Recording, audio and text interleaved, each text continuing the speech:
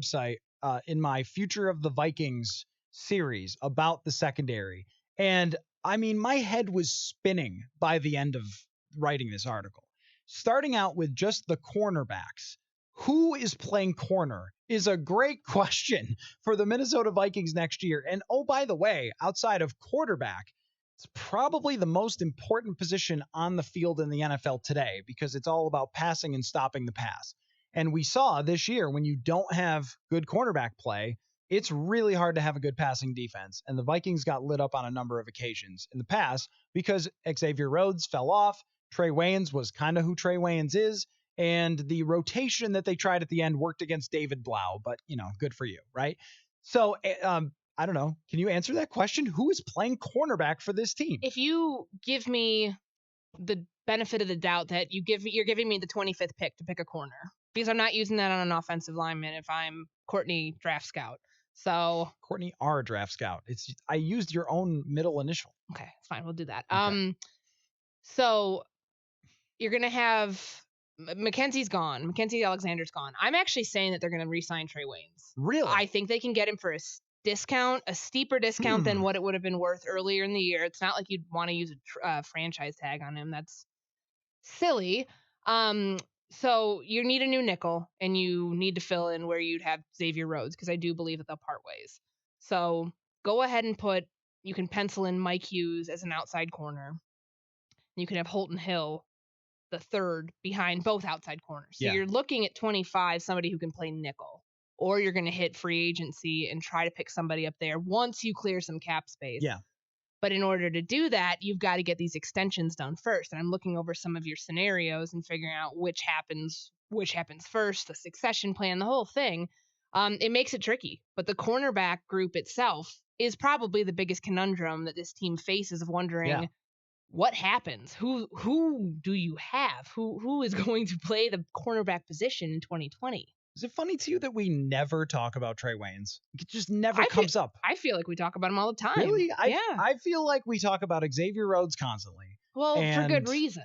Right, because he was great and then not great. But Waynes has been so much just himself the entire time he's been a starter. He's been a dead-on, middle-of-the-road corner. The last 3 years by Pro Football Focus, 47th out of 75, 34th out of 75, and 43rd out of 83. So just like right dead smack in the middle. His quarterback rating against is a 91 for his entire career as a Viking, which is about the league average. Mm-hmm. And so I guess you would be asking, what's it worth to keep someone who's league average?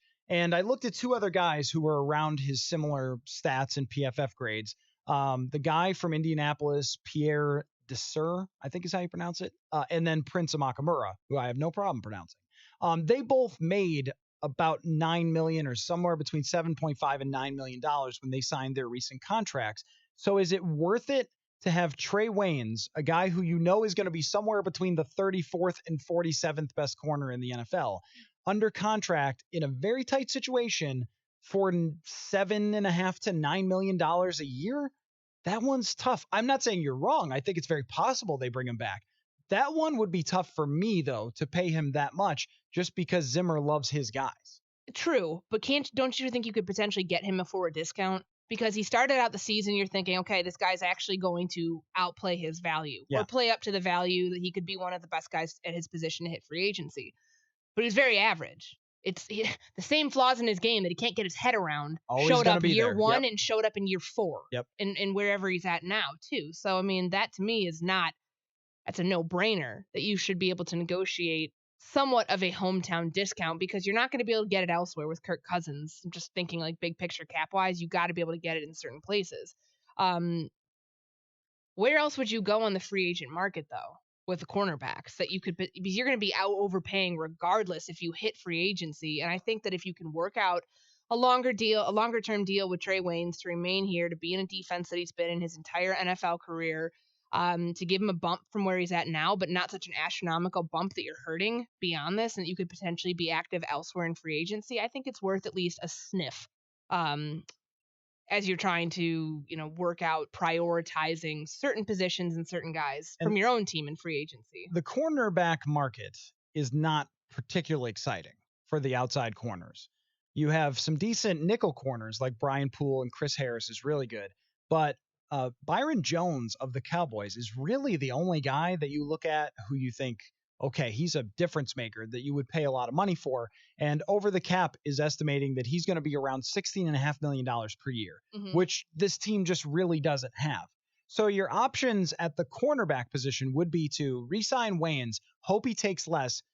But, this team, it's not that they get guys for less so much as that they find, aside from Danielle Hunter, it's that they find ways to structure it that sort of works for them for a year and will eventually bite them in the rear. The signing bonus early on, and then just keep kicking the can with the high cap hits down the road. But wouldn't this be a repeat of Anthony Barr? A guy that Mike Zimmer drafted in the first round and developed and likes, and sort of the devil you know, as opposed to the devil you don't, but not worth what you're going to pay him. And if you're telling me that Trey Wayans over the next 4 years will rank somewhere between 34th and 47th in the league, that's really hard to say, okay, great, so he'll carry a $10 million cap hit. That's a lot. You're supposed to have a guru who can develop these defensive backs. So why would you be paying that much for someone who's average? Shouldn't you be able to plug someone else in and develop them to be average, like Holton Hill or Mike Hughes is a lock. He's going to be one of the positions. Holton Hill is a bit of a wild card, but aren't you so good at your job that you can find someone else for $3 million, or that you can draft someone in the second round and have them step in, or whatever else? Like, signing Wayans just seems to me to be locking yourself into mediocrity for a lot of money. Sure, but I also think at the conundrum that's presented with Mackenzie Alexander. Like, you're going to have one of the two positions, whether it's an outside corner and you turn that over if you really think Holton Hill can start next year, if he can stay out of trouble, and if he's good enough to take over that role, then sure. But then what do you do at nickel corner? It just doesn't feel like to me that Mackenzie's going to be somebody who, A, wants to come back here, given the injury situation down the stretch of the season and all that kind of was the fallout from that. That's a hard position to play. And I don't really think you're going to be putting Holton Hill or Mike Hughes in that position right away. Do you? Mike Hughes is the only one, because I know we played a little bit of it early on and kind of rotated in when Mackenzie was hurt Hughes' rookie year. Yes. But I feel like he's such a better outside corner, and that's kind of the role that he wants to play. And it's probably a better fit for him too, that you would sacrifice almost like that position and say, okay, we can get another nickel corner to keep Mike Hughes outside. But then again, it's also a really tough position to play. And as we saw with Mackenzie Alexander, it sometimes takes more than just a little coaxing to get somebody to want to play that position, you know? Yes, exactly. And that's why you might try to sign someone else on the market to play your nickel corner if Mackenzie Alexander won't re-sign. He should come for a reasonable price, but I've also gotten the sense he still wants to play outside corner. Yes, I think that that's what he's going to try to go find, that him and his agent are going to look around and say, who will let me play outside corner? I didn't mention that as an option.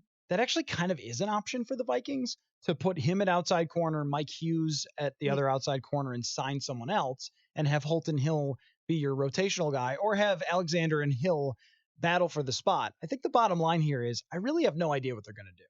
And your Waynes premise is interesting, because I was always looking at Waynes, even over the last couple of years, as a guy that they wanted to be better, that they saw a lot of potential in 2015. And they thought, okay, well, if he'll just do this. And even last training camp, Mike Zimmer was saying, well, if he would just get his head around when they throw at him, and it has never happened. And it's never going to happen. People don't change their stripes at this point in their careers. They're not just going to get better. But it's very typical of this team to want to keep the people that they have developed. Mm-hmm. And the other problem with that, though, is if you sign Trey Waynes to a $10 million a year deal, Anthony Harris is gone, right? All right. I was having this discussion with someone earlier, actually several people, and I got laughed at, which doesn't feel great. Oh. I'm very sorry that happened to you. I would never. I know. You're such a gentleman. There's no candidate on this roster right now for the franchise tag or for the transition tag. But Anthony Harris is the best safety available, about to hit free agency. So what do you pay him? If Harrison Smith has a $10.3 million cap hit next season, you certainly want to work out a long-term deal with Anthony Harris that could somehow probably be below that number for sure. I mean, the franchise tag doesn't seem viable for that. And I understand it's a $12.725 million hit. It's a lot. It's more probably than Harris's value, despite leading the league in interceptions as a safety and despite all that he did this year. But how do you work out those financials when he's probably going to draw more interest? Like, I don't think you can get so arrogant to say, oh, he's going to come back here and sign for $4 million a year for, a 2-year deal. I just don't believe that. No. I don't think he should take anything less than he's worth. But what is he worth is my question. I think he's worth like $14 million a year. Well, the safety market doesn't look very good right now. And I mean, it's not saying that he's obviously going to be the best of probably a weaker market. And it's a positional value thing too. I think it's like I don't know, you want to call it the running back of the defense? How people value it? A little bit. That's where I struggle with it because you're going to have to pay him too. Teams aren't paying a ton for safeties, but there's always a team. Landon Collins, who's not as good as Anthony Harris, he was good for a year, maybe 2 in New York, but Washington signed him for over $14 million a year. Tyrann Mathieu is like a defensive MVP level player, so he was worth it. Yeah. But even like Chicago re-signed Eddie Jackson to a ton of money. Kevin Byrd, who plays for Tennessee, it was the same thing. Well, Chicago did that for cap space reasons too. To be able to get the extension, to be able to lower his hit so they could potentially go after a quarterback. But if you're Harris's agent, you're looking at those guys and going, he was better than everyone but Tyrann Mathieu on that list this year, league leader in interceptions. And I'm sure that some teams would be like, well, we're not sure if it's just him or if it's because of Harrison Smith, and there's probably some truth to that. But his playmaking ability is pretty rare. It's not too often that someone intercepts. It's not good luck to intercept Drew Brees, Aaron Rodgers, Phillip Rivers, and on and on. Like, I mean, he had a great last 2 seasons and was legit one of the best safeties in the league. So if you're the Vikings and hoping to get him at $5 million a year, I just don't think that's realistic. But I also don't know the price of the tag. And sure. What is it? Over 12? 12.735. That's a lot. You might be able to do it if you are not signing Trey Waynes or anyone else at the cornerback position, which to me is very risky because the corner is so valuable. Mm-hmm. And I just don't think that it's realistic. Given all that they have to do to be able to free up that type of money for Anthony Harris, I mean, it feels more likely that you get him in, you try to work out a long-term deal for him. He wants to be here, he likes it here, but he also has the right to test his value. Oh, absolutely. I mean, there's a number of different tags I guess you could use on him. The non-exclusive tag, that seems like that would be probably the most realistic one. Transition tag's probably not, but I don't know. I was going over candidates for it this morning, just trying to figure out who on the team, because the team doesn't use the franchise tag ever. No, they really last time they used it was on Chad Greenway in 2011. Yeah. So. But this might be a scenario where you would consider it because it's a reasonable amount for what he does for you. The only thing is, I looked this up, only 4 teams in 2019 spent more than $20 million on their safeties, to your point about it being the running back and teams are afraid to pay too much. And if they signed him to the franchise tag, you'd be talking about spending 22, 23, 24, somewhere in that range, $1 million between your 2 safeties.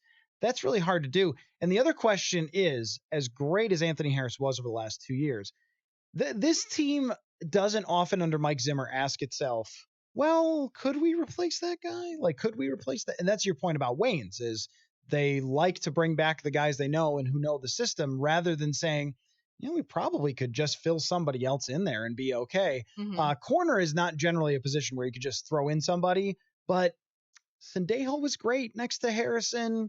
Harris is great next to Harrison.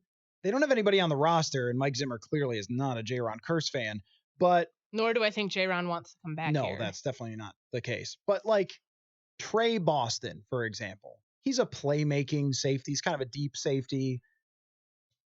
If he costs half as much as Anthony Harris, don't you have to say, Harrison Smith is a kingmaker? Can we just put someone else in there and have them do that job? I think you can. Financially, it's probably more responsible to go about it that way, because then you'd free up that money to prioritize finding a nickel corner. Let's just say if they do end up moving on from Trey Waynes and Mackenzie Alexander, and you have Holton Hill, Mike Hughes on your outside, and Chris Boyd as your rotational guy, because we have yet to talk about him too. And remember what Mike Zimmer said a few weeks ago: this is a young man's game. alluding to the fact that it's time for the players that he's developed over the last few years and even the rookies that came in last year to start having a bigger role. So I think that that's something that you definitely need to consider, and where that money's going to be allocated defensively, because I think that it's in two different pots, which is obviously with offense and defense that's normal. It's not groundbreaking, but as you look towards where you're spending defensively, it has to be within the pass defense because of just how bad it was